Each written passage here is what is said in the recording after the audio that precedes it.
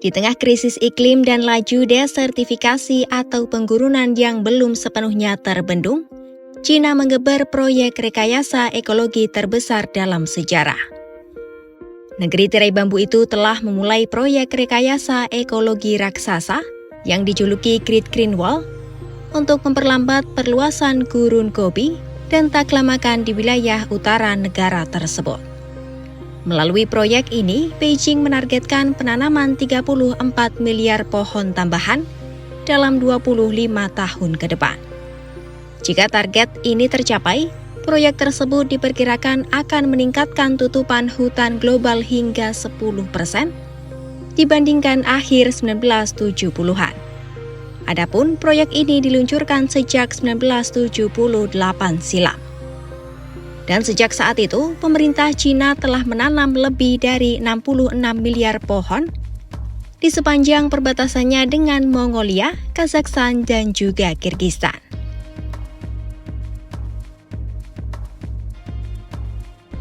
Proyek ini secara resmi dikenal sebagai Tree North Shelter Forest Program. Program ini dirancang untuk menahan laju erosi tanah dan endapan pasir yang meningkat sejak dekade 1950-an. Urbanisasi masif dan perluasan lahan pertanian kala itu turut memperparah kondisi wilayah utara China yang memang sudah kering. Kondisi itu memicu badai pasir yang semakin sering. Yang mana badai pasir tidak hanya mengikis lapisan tanah atas dan juga merusak lahan, tetapi juga meningkatkan polusi partikel di kota-kota besar. Kondisi ini turut memperburuk kualitas udara termasuk di Beijing. Secara geografis, wilayah utara China sejatinya telah kering sejak lama. Pegunungan Himalaya menciptakan efek bayangan hujan atau rain shadow yang membatasi curah hujan di sepanjang perbatasan China dengan Mongolia. Faktor ini membuat gurun Gobi dan taklamakan berkembang sangat luas. Menurut Royal Geographical Society, kedua gurun tersebut mencakup area sekitar 1,6 juta kilometer persegi atau hampir sebanding dengan luas Alaska. Meski upaya penghijauan telah berlangsung selama 5 dekade, namun desertifikasi masih terus berlanjut.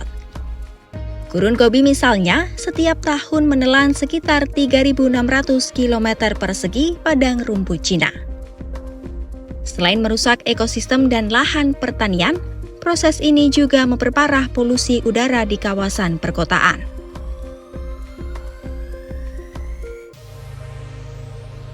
Dalam beberapa tahun terakhir, pemerintah Cina mengeklaim kemajuan signifikan dalam melawan perluasan gurun.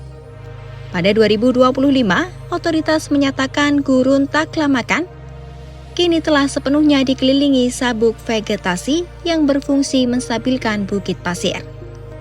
Capaian ini menjadikannya sebagai penghalang ekologi hijau terpanjang di dunia yang mengitari sebuah gurun. Upaya pengendalian gurun terus menunjukkan hasil nyata.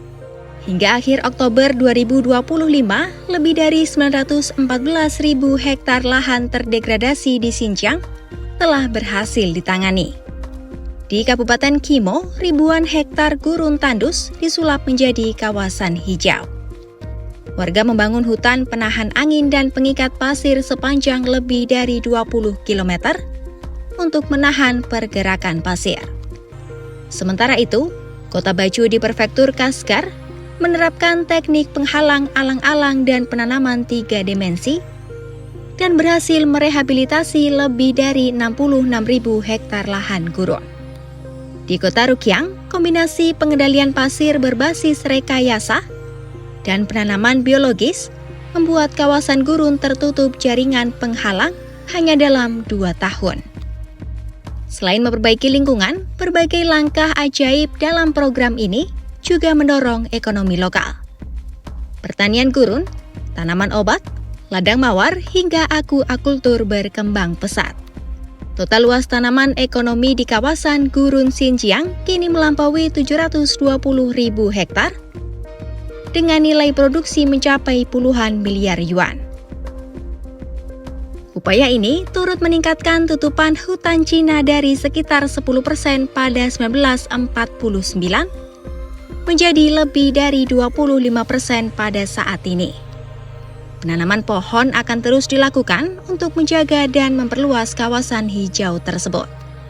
Jika berjalan sesuai rencana, Great Green Wall akan membentang sepanjang 4.500 km pada 2050. Ini akan menjadikannya sebagai hutan buatan terbesar di dunia. Namun di balik klaim keberhasilan, efektivitas Great Green Wall masih menjadi perdebatan di kalangan ilmuwan.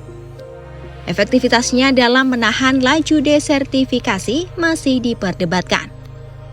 Sejumlah studi menyebut proyek ini berhasil menurunkan frekuensi badai pasir. Namun penelitian lain menilai penurunan tersebut lebih dipengaruhi oleh faktor iklim ketimbang penanaman pohon. Para kritikus juga menyoroti rendahnya tingkat kelangsungan hidup pohon yang ditanam. Salah satu penyebabnya adalah penggunaan jenis tanaman yang terbatas, terutama poplar dan willow, sehingga rentan terhadap penyakit. Pada tahun 2000, sekitar 1 miliar pohon poplar di Provinsi Ningxia dilaporkan mati akibat satu patogen. Masalah lain adalah keterbatasan air. Banyak pohon ditanam di wilayah yang secara alami tidak memiliki pasokan air memadai. Tanpa intervensi manusia secara terus-menerus, sebagian besar pohon tersebut tidak mampu bertahan hidup.